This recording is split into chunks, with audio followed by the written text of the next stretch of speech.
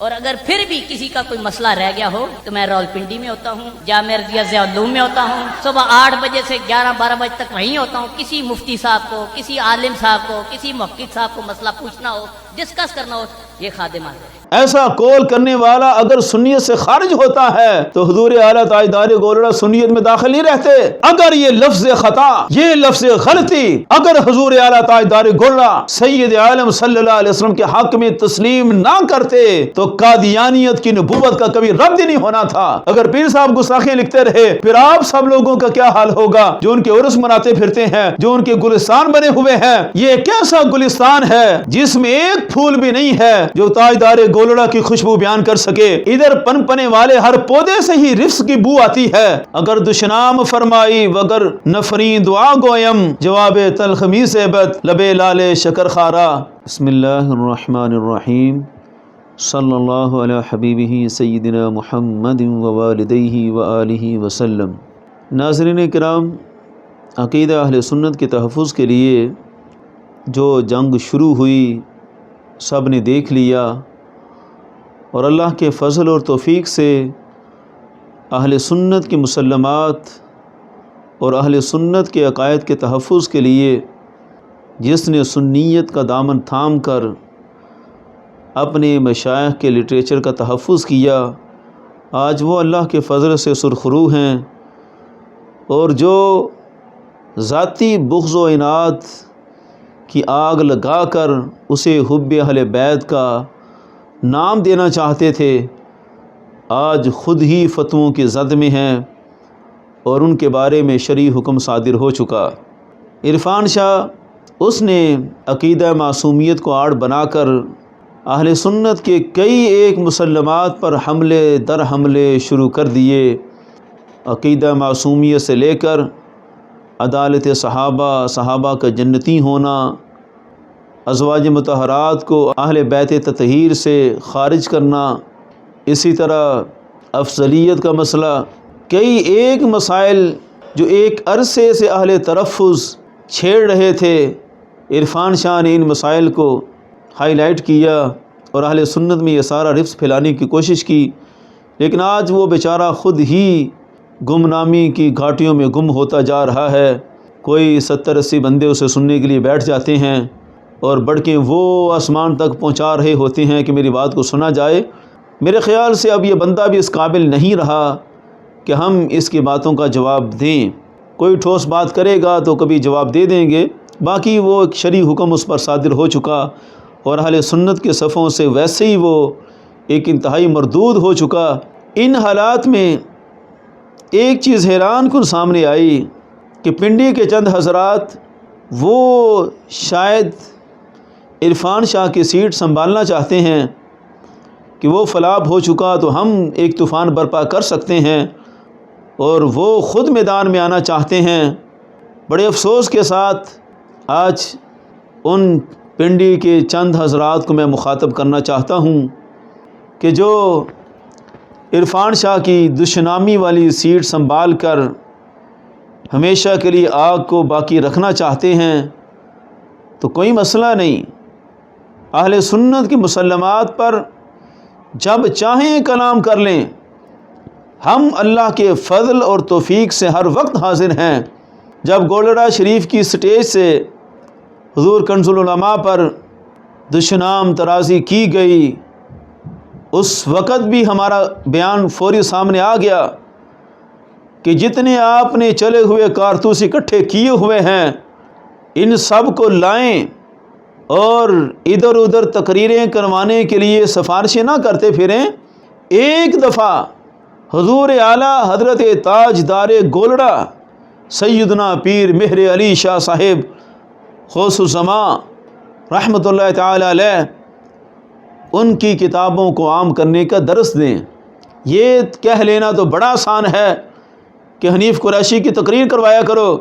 حنیف قریشی کی تقریر سے زیادہ اہمیت اس بات کی ہے کہ یہ کانفرنس ختم نبوت کی کانفرنس ہے، اور ختم نبوت پر حضور اعلیٰ تاجدار گولڑا نے جو کچھ لکھا ہوا ہے اس کو عام کیا جائے۔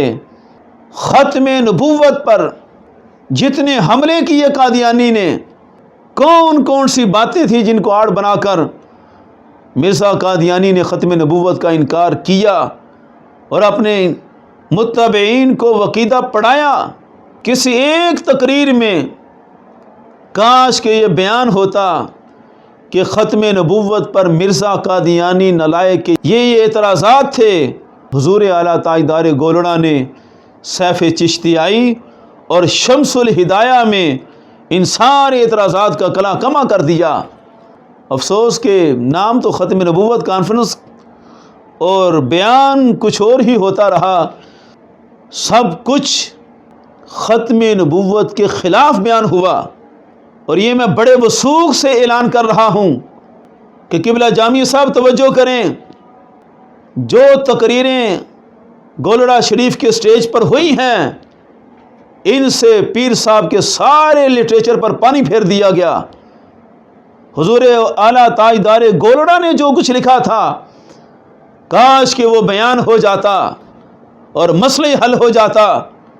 آپ تو پڑھے لکھے شمار ہوتے ہیں، آپ کا تو کام ہے کہ حضور اعلیٰ کی لیبارٹری میں مسئلہ حل کریں۔ سنیت کی سند پر کلام تو بڑا کیا گیا، لیکن ایک بات میں آج بھی کہتا ہوں کہ ہاں سنیت کی سند وہی رہے گی جو سند حضور اعلیٰ تاجدار گولڑا نے جاری کی ہے۔ اور آج جس سنیت کو آپ تقسیم کرنا چاہتے ہیں کہ اگر کوئی کسی مقدس ہستی کے بارے میں لفظ خطا بول کر خطا اجتہادی مراد لیتا ہے تو وہ سنیت سے خارج ہے۔ ہم یہ فیصلہ حضور اعلیٰ تاجدار گولڑا سے کروائیں گے، کیونکہ آپ کے قول کے مطابق ایسا قول کرنے والا اگر سنیت سے خارج ہوتا ہے تو حضور اعلیٰ تاجدار گولڑا سنیت میں داخل نہیں رہتے۔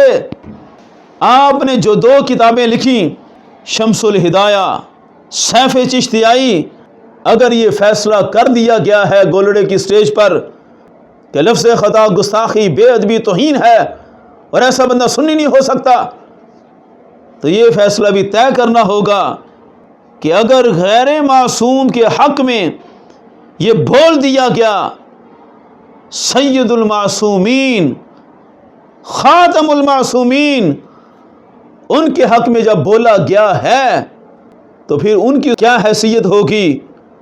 خاتم المعصومین کے حق میں یہ بولا گیا، آج تک اعتراض نہ ہوا، غیر معصوم کے حق میں بولا گیا تو طوفان برپا ہوا۔ خاتم المعصومین کے حق میں بول کر برقرار رکھا گیا، غیر معصوم کے حق میں بول کر الفاظ تبدیل کیے گئے۔ الفاظ تبدیل ہیں، یہ ہمارا اعلان ہے، اور قبلہ امام جلالی زیدہ شرف نے الفاظ بدل دیے، لیکن یہ طے رہے کہ گستاخی بے ادبی سمجھ کر نہیں، ہاں عوام کی سہولت کے لیے، عوام کی سمجھ سے جو چیز بالا تر ہوئی اس کو مزید آسان کر دیا گیا، لیکن یہ طے رہے کہ اگر گستاخی بناتی ہیں تو پیر صاحب کا سارا لٹریچر گستاخی بن جاتا ہے۔ اب ہمارا بھی سوال ہے کہ سیف چشتیائی اور شمس الہدایہ، ان میں یہ دونوں لفظ غلطی بھی اور لفظ خطا بھی ہمارے آقا سید المعصومین خاتم المعصومین صلی اللہ علیہ وسلم کے حق میں حضور تاجدار گولڑا نے یہ لفظ کیوں بولے؟ آپ حنیف قریشی کو لائیں، گولڑے کے کسی مفتی کو لے آئیں، کوئی ایسا بندہ لے کر آئیں جو آپ کے مطابق پڑھا لکھا ہو۔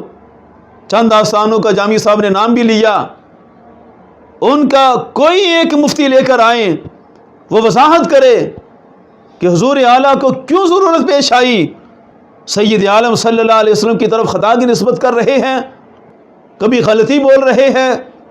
اور یہ جو ہمیں کہتے ہیں کہ مخصوص واقعہ میں، دو مخصوص واقعے کی طرف میں اشارہ کر دیتا ہوں، صلح حدیبیہ میں اسی سال تشریف لے جانا اور ذهب وحلی الی انها الیمامہ، ان دونوں باتوں میں حضرت پیر مہر علی شاہ صاحب نے نبی پاک صلی اللہ علیہ وسلم کی طرف خطا کو تسلیم کر لیا۔ ایسا کیوں ہوا؟ تسلیم کرنے کے بعد پھر اس وقت کے جو بڑے بڑے علماء تھے، مولانا غلام محمد گھوٹوی صاحب، مولانا محب النبی، مولانا عبد الغفور ہزاروی صاحب، ان ہستیوں نے آج تک پیر صاحب پر اعتراض کیوں نہ کیا؟ پیر صاحب نے یہ سب کچھ کیوں بیان کیا؟ علماء نے الفاظ پر اعتراض کیوں نہ اٹھایا؟ چلیں وہ تو گزر گئے، آپ حضرات نے یہ کتابیں جب شائع کیں اور آخری دور میں جو شائع ہوئی ہیں تو جامی صاحب آپ کی اجازت سے شائع ہوئی ہیں، آپ نے پیر صاحب کے الفاظ کیوں نہ تبدیل کیے؟ کیونکہ یہ الفاظ آپ کی سنیت میں گستاخی ہیں، بے ادبی ہیں۔ جب یہ بے ادبی اور گستاخی ہیں تو الفاظ کیوں نہ تبدیل ہوئے؟ اور کتابوں پر شرعی فتویٰ کیا آتا ہے، یہ سارا کچھ آپ نے بیان کرنا ہے۔ اور ہمیں امید ہے کہ گولڑے کے ہزاروں مریدوں میں کوئی ایک انسان کامل شاید نکل ہی آئے کہ جو پیر صاحب کی کتابوں کو پڑھنے کی صلاحیت رکھتا ہو۔ امید رکھ لیتے ہیں، ویسے مجھے لگتا نہیں ہے کہ ان میں ایک بندہ بھی اس قابل ہوگا جو پیر صاحب کی یہ باتیں پڑھ کر ان کی وضاحت دے سکے گا۔ اور میں اگلا اعلان کر رہا ہوں کہ اگر یہ لفظ خطا، یہ لفظ غلطی اگر حضور اعلیٰ تاجدار گولڑا سید عالم صلی اللہ علیہ وسلم کے حق میں تسلیم نہ کرتے تو قادیانیت کی نبوت کا کبھی رد ہی نہیں ہونا تھا۔ بہت بڑا اعلان ہے میرا، یہ لفظ بول کر آپ نے قادیانیت کی جھوٹی نبوت کا کلا کما کر کے رکھ دیا۔ اب آپ کو حیرانی ہوگی کہ یہی لفظ باقی بچے تھے، یہ آپ نے نکالنا ہے۔ پورے دسمبر تک کا میں آپ کو ٹائم دیتا ہوں، جنوری میں انشاءاللہ میں دوبارہ آؤں گا میدان میں۔ انتظار کرتے ہیں کہ کوئی گولڑے کا ایک آدھ مفتی، کوئی ایک اہل علم نکل آئے جو حضور اعلیٰ کی ان باتوں کا جواب دے کہ آخر آپ نے یہی لفظ استعمال کر کے کیوں جواب دیا قادیانیوں کو؟ اگر یہ لفظ نہ ہوتے تو جواب نہیں بنتا تھا۔ وہ لفظ کہاں ہیں، کن کن کتابوں میں ہیں، وہ میرا پچھلا کلپ آپ سب سن چکے، جن میں میں نے سارے تکفیریوں کو دعوت دی تھی کہ ادھر ادھر کی باتیں نہ کرو، یہ پڑھ کر دکھاؤ کہ پیر میر علی شاہ صاحب نے قادیانیت کا جواب کیا دیا ہے۔ اب ان لوگوں نے آج تک مجھے کیا جواب دیا؟ دو بندے انہوں نے پیش کیے، ایک صداقت شاہ اور ایک برکات چشتی۔ ان دونوں کو ایک عرصہ پہلے میں نے چیلنج دیا کہ پڑھنا ہے۔ برکات چشتی تو دو باتیں کر کے غائب ہو گیا، اس بیچارے کو تو اردو بھی پڑھنی نہیں آئی، وہ تو فارغ ہو گیا۔ پھر اس کے بعد یہ صداقت شاہ جو آج بھی کتاب لے کر آیا ہوا تھا اور وہ روایتیں پڑھ رہا تھا جس پر کسی کو اختلاف ہی نہیں ہے۔ جواب دینا ہے تو وہ جواب دو جس کا جواب طلب کیا گیا ہے۔ صداقت شاہ کو میں نے چیلنج دیا کہ اگر انبیاء کے لیے یہ گستاخی ہے تو ایک ہفتے کا ٹائم ہے، تم نے ثابت کرنا ہے کہ حضور اعلیٰ نے یہ سب کچھ کیوں بیان کیا۔ ایک ہفتے بعد اس کا بیان آیا، پورا اس نے ایک تیاری کرا کے دو بھائیوں سے ایک کلپ جاری کیا، اور کہیں کی اینٹ کہیں کا روڑا بھانمتی نے کھمبا جوڑا، وہ سارا مواد لا کر کہا کہ جناب یہ گستاخی ہے، یہ بے ادبی ہے۔ حالانکہ اس اللہ کے بندے سے پوچھا تھا کہ تو نے تاجدار گولڑا کی عبارتیں پیش کرنی ہے، حضور اعلیٰ کا مسلک پیش کرنا ہے، تم امام راضی کے نمائندے نہیں ہو، تم حضور اعلیٰ کی طرف نسبت کرتے ہو، حضور اعلیٰ کا بیان کرو کہ انہوں نے کیا بیان کیا ہے۔ ایسا باغی مرید جو صرف اپنے مفادات کے لیے مانتا ہو اور جن کا پیر صاحب کو ماننا سے نظریہ ضرورت ہو، اس نے کیا بیان کیا؟ سارا کچھ سن کر بھی اس نے کہا نہیں گستاخی ہے، اور باقاعدہ میرے کلپ چلا کر انہوں نے جواب دینے کی کوشش کی۔ آج پھر جواب دیں، ادھر ادھر کی باتیں کرنے سے جواب نہیں ہوتا، جواب دینا ہے تو پیر صاحب کی عبارات پر جواب دینا ہوگا۔ اس کے ساتھ ساتھ پنڈی کے دوسرے حضرت جامعہ رضویہ سے اہل علوم والے حبیب الحق شاہ صاحب، ابن حسین الدین شاہ صاحب، ان کو بھی آج دعوت فکر ہے کہ وہ بھی بڑا بول رہے تھے سٹیج پر کہ 2 سال ہو گئے تم معاذ اللہ چادر زہرا کی پتہ نہیں کیا کیا الزامات لگا رہے تھے۔ خدا کا خوف ہونا چاہیے، الزامات کی کوئی حد ہوتی ہے۔ حبیب الحق شاہ صاحب نے بار بار چیلنج دیا، میں اس وقت سے لے کر اس وقت تک ادھر بیٹھا ہوتا ہوں جامعہ رضویہ سے اہل علوم میں، جس کا دل چاہتا ہے مسئلہ بیان کرے۔ اور اگر پھر بھی کسی کا کوئی مسئلہ رہ گیا ہو تو میں راولپنڈی میں ہوتا ہوں، جامعہ رضویہ ضیاء العلوم میں ہوتا ہوں، صبح 8 بجے سے 11-12 بجے تک وہیں ہوتا ہوں۔ کسی مفتی صاحب کو، کسی عالم صاحب کو، کسی محقق صاحب کو مسئلہ پوچھنا ہو، डिस्कस करना हो, ये खादिम आ गए। आज उनको भी चैलेंज है कि सारी इबारतों के सफ़े हमने दिखा दिए हैं पिछले क्लिप के अंदर, वो अच्छी तरह सुने, और अगर हिम्मत है, अगर कोई दमखम है, आप क्या रावलपिंडी के आपके ज़ियाउल उलूम के अंदर कोई एक मुफ्ती इस काबिल हो जो पीर मेहर अली शाह की उर्दू पढ़ सके। अपने जामे को कहते हैं ये गुलिस्तान मेहर अली है। ये कैसा गुलिस्तान है जिसमें एक फूल भी नहीं है जो ताजदार गोलड़ा की खुशबू बयान कर सके। इधर पनपने वाले हर पौधे से ही रिफ्स की बू आती है। इसलिए अपने गुलिस्तान की ज़रा सिमत दुरुस्त करें, खुद आएँ या किसी को लेकर आएँ। एक दफ़ा हनीफ कुरैशी ने मेरा जवाब देते हुए कहा कि ये कैसे लोग हैं, बहारी शरीयत में लिखा है जनाब कि अंबिया के लफ्ज़ यह बयान करना मना है, तो ये अंबिया की बयान कर रहे हैं, ये कोई जवाब है? वहाँ तो मना है कि कोई बंदा अपनी किसी लफ्ज़ को बयान करके अंबिया पर क़यास ना करे। अगर ये मना है तो हुज़ूर आला ताजदार गोलड़ा ने सब कुछ क्यों बयान किया? इसका जवाब दे हनीफ कुरैशी और आपके सारे मुफ्ती।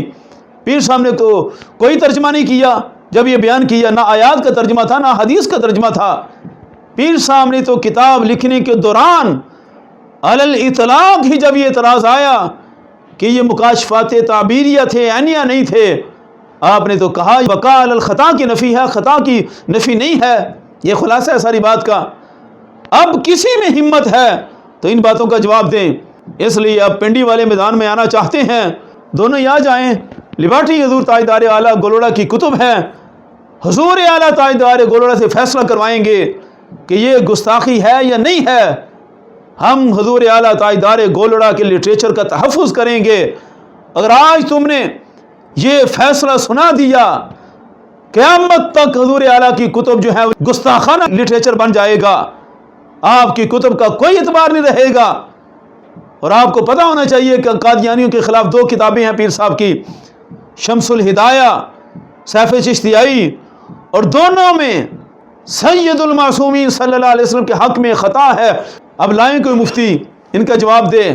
हमने बड़ी कोशिश की कि ये परहेज़ रखे इनसे, ये बातें उलमा के समझने वाली हैं, आम आदमी इसको समझ नहीं सकता। लेकिन आप लोग भी कहते हैं कि सदा ये मैदान लगा रहे, तो फिर आपको दावत है कि आपने बड़ा टाइम बताया है कि मैं इतने इतने वक्त तक वहाँ होता हूँ, किसी वक्त में 5 मिनट में बैठ कर वो लफ्ज़ पढ़ दें जो हुज़ूर आला ने लिखा है, या उम्मत को बताएं कि ये लफ्ज़ पढ़ना गुस्ताखी है। फिर लोग फैसला करें कि पीर साहब फिर गुस्ताखियाँ लिखते रहे। अगर पीर साहब गुस्ताखियाँ लिखते रहे, फिर आप सब लोगों का क्या हाल होगा जो उनके उर्स मनाते फिरते हैं, जो उनके गुलिस्तान बने हुए हैं। अगर बड़े ही गुस्ताखियों वाले बन गए तो फिर आपकी हैसियत क्या रहेगी? सारा सोच लें, अच्छी तरह फैसला कर लें। इंशाअल्लाह बाकी बातों का भी जवाब हम देंगे। रही बात आपकी बड़कें, आपकी बदतमीज़ियाँ, गालियाँ, उनके जवाब में मैं हाफिज़ शराजी का ये शेर ही पढ़ूँगा। बदम गुफ्ती व खुरसंदम अफ़ाकल्ला नको गुफ्ती, जवाब तलखमी से बद लबे लाले शकर खारा। अब मैं महज़ब अंदाज से ही आपको जवाब देता हूँ। ये हाफिज़ शराजी के शेर में समझ लें, चंद नुस्खों में और भी है, मज़ीद आपको वजाहत हो जाए। अगर दुशनाम फरमाई वगर नफरी दुआ गोयम, जवाब तलखमी से बद लबे लाले शकर खारा। ताजदार ख़त्म नबूवत जिंदाबाद जिंदाबाद, ताजदार ख़त्म मासूमियत जिंदाबाद जिंदाबाद।